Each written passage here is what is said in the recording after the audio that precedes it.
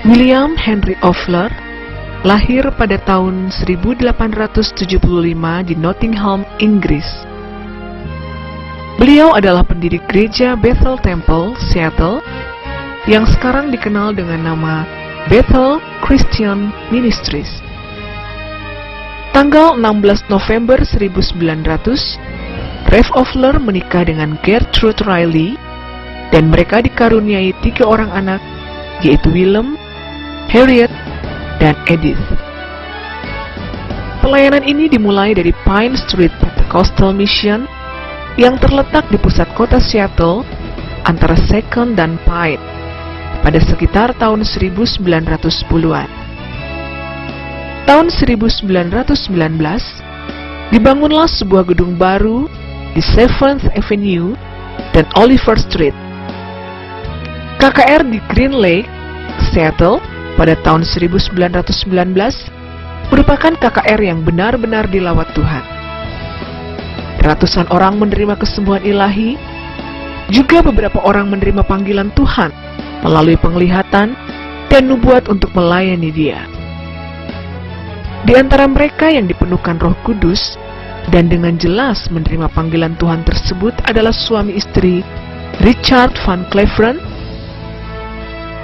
dan Cornelius E. Grusbeck. Dalam penglihatan itu, Tuhan menyatakan bahwa mereka harus pergi ke Pulau Jawa di Nederland, Oost-Indië, yang sekarang adalah Indonesia, untuk melaksanakan pekerjaan Tuhan yang besar di sana. Kemudian mereka menemui pendeta Ofler, gembala gereja Bethel Temple, untuk menceritakan penglihatan ajaib itu. Saat itu dimulailah persiapan untuk suatu perjalanan yang jauh. Tidak lama kemudian, terkumpul dana sebesar $1.700 Amerika, tetapi setelah itu, pemasukan dana untuk ini berhenti sama sekali. Padahal, masih diperlukan $500 untuk biaya perjalanan. Suatu kali, seorang wanita bernama Emily Malkis datang kepada pendeta Ofler dan bersaksi bahwa dia mengalami mujizat dari Tuhan dan sembuh dari tumornya.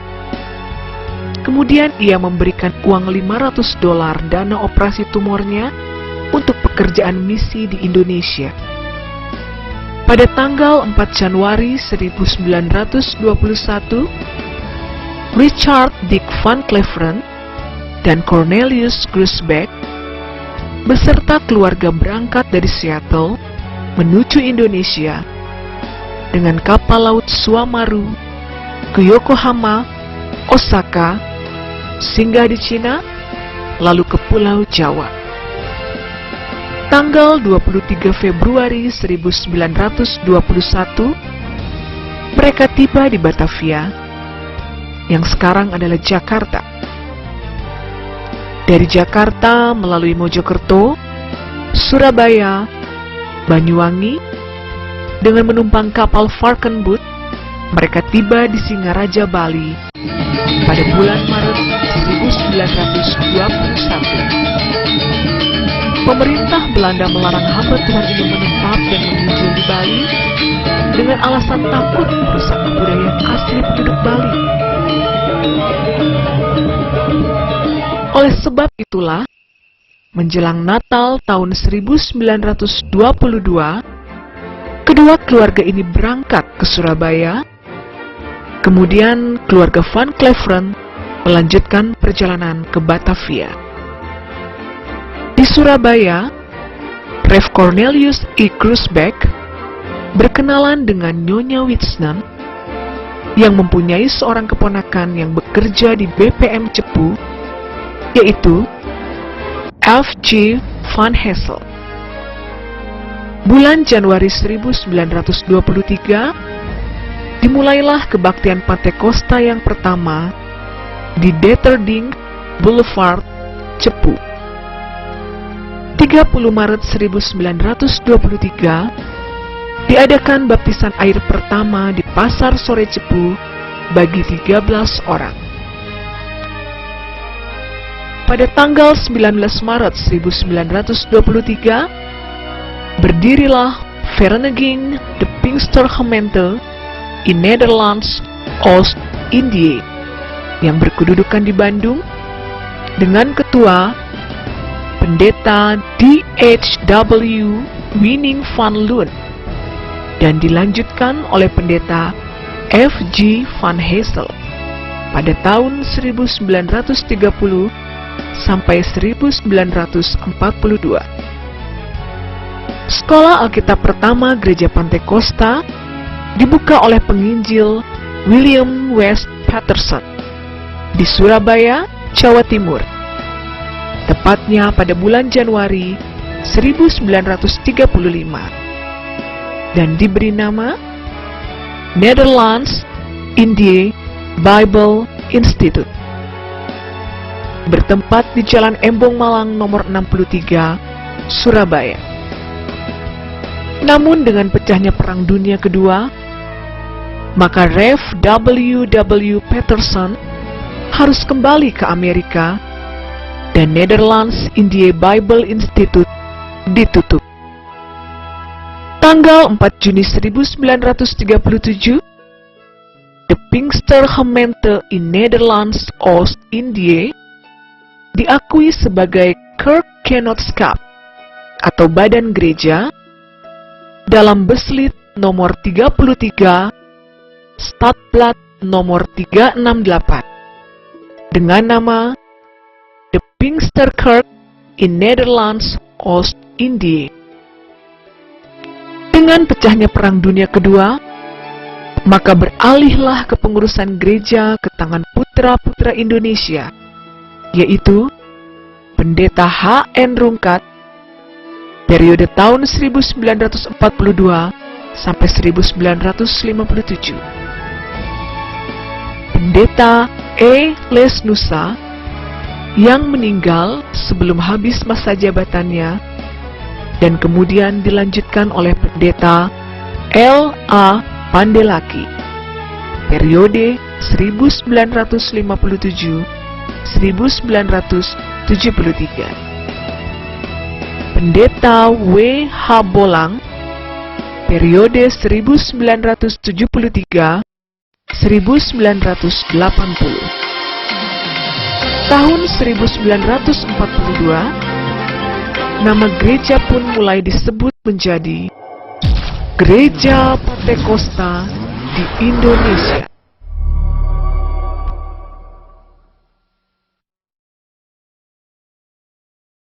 Pada tanggal 9 sampai 12 Januari 1952, dibentuklah majelis daerah untuk mengorganisir perkembangan jemaat di berbagai daerah.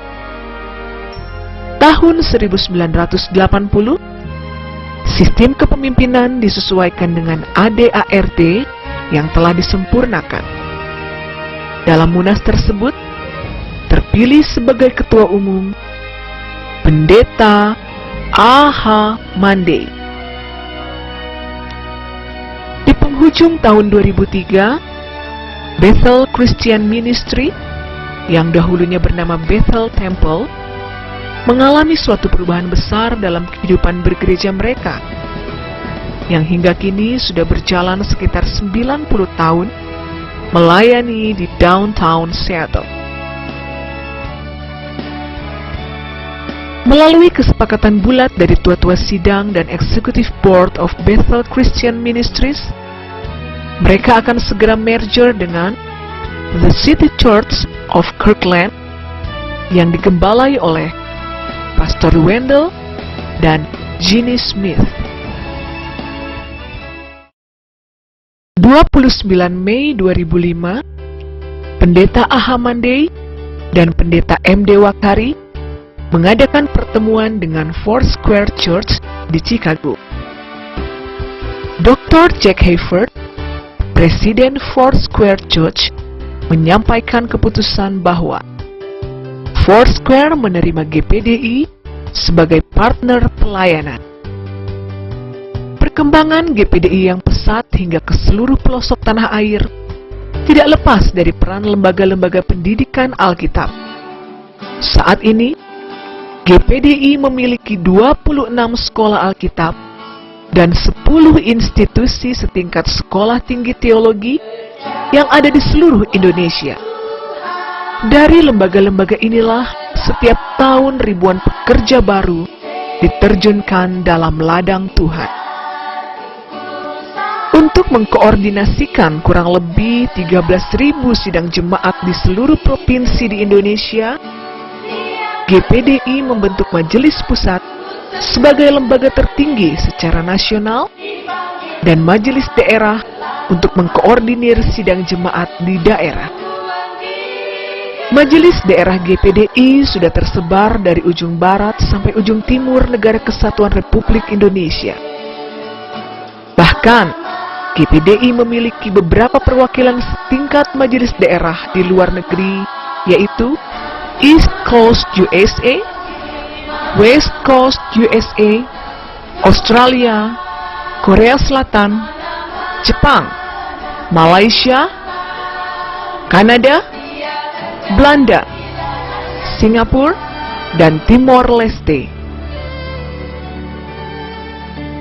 Perbedaan pendapat dalam menjalankan organisasi menyebabkan beberapa perpecahan yang kemudian melahirkan gereja-gereja baru, di mana para pendirinya adalah orang-orang GPDI.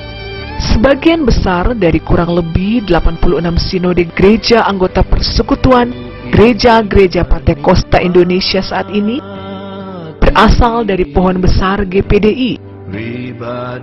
Dalam Mubes PGPI 2008 di Jakarta, Pendeta Dr. M. Dewakari dipercayakan memimpin PGPI.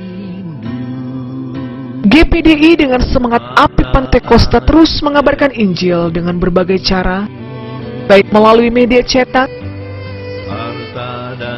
televisi, radio, dan KKR-KKR yang ditunjang oleh jemaat-jemaat yang menjadi garam dan terang, membawa kabar Injil ke seluruh Indonesia, bahkan sampai ke luar negeri. Jayalah gereja Pantekosta di Indonesia bagi kemuliaan Tuhan kita, Yesus Kristus. Amin. Yesus kekasihku.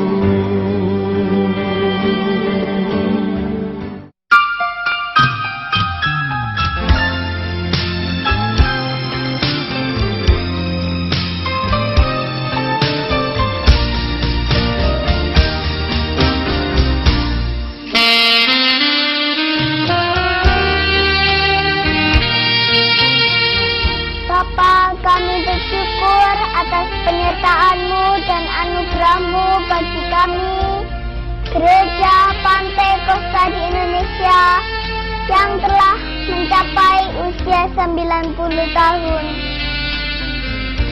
Bapa, kami tahu ada banyak kekurangan dan kesalahan yang kami berbuat, hingga kami mendukakan hati-Mu, Bapa. Ampuni kami, Bapa. Bapa, kami berdoa supaya roh persatuan, roh pengampunan, dan roh maaf selalu di hati kami sebagai hamba-hamba-Mu. Tidak ada lagi perselisihan, akan baik di antara kami, supaya roh-Mu tercurah dalam pelayanan kami, dan banyak lagi jiwa yang dimenangkan bagi kemuliaan-Mu. Berikanlah kami roh dan semangat dari opa, oma, para pionir Gereja Pantekosta di Indonesia puluhan tahun yang lalu, supaya tetap menyala dalam jiwa dan pelayanan kami, sehingga kami dapat merasakan lagi urapan dari Tuhan seperti yang dahulu, yang saat ini kurang kami rasakan lagi. Bapa, kami menyerahkan tahun-tahun ke depan Gereja Pantai Kosta di Indonesia ke dalam tangan-Mu agar semakin berkembang, maju dan menjadi berkat bagi bangsa dan negara Republik Indonesia, bahkan sampai ke ujung bumi. Jayalah Gereja Pantai Kosta di Indonesia bagi kemuliaan